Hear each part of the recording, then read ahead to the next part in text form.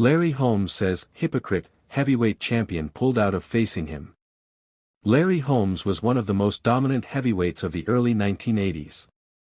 Known as the Eastern Assassin, Holmes reigned as the world heavyweight champion for 7 years between 1978 and 1985, defeating the late, great Ken Norton to capture the WBC heavyweight title. Holmes would go on to make no less than 20 successful defenses of his crown, beating the likes of Ernie Shavers, Trevor Berbick and Muhammad Ali during his reign before he eventually suffered back-to-back defeats to Michael Spinks.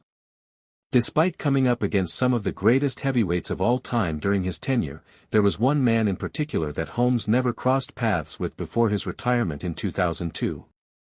That man was George Foreman, who remains the oldest world heavyweight champion of all time.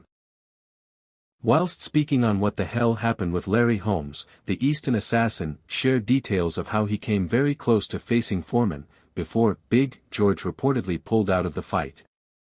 We had the contract signed. Don King messed that up by one day he didn't have the money in the bank when we should have had the money, and that's what messed it up, and George pulled right out. I would have had the pleasure of punching him in the face because he's a hypocrite. He's not really what people think he is. He might be a nice guy for a second or two but say something that he doesn't like and he goes off. George has a short temper, he's not a nice guy like me.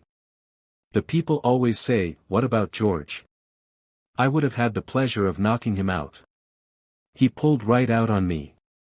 Foreman went on to defeat Michael Moorer in 1994, capturing the WBA and IBF heavyweight titles just shy of his 46th birthday.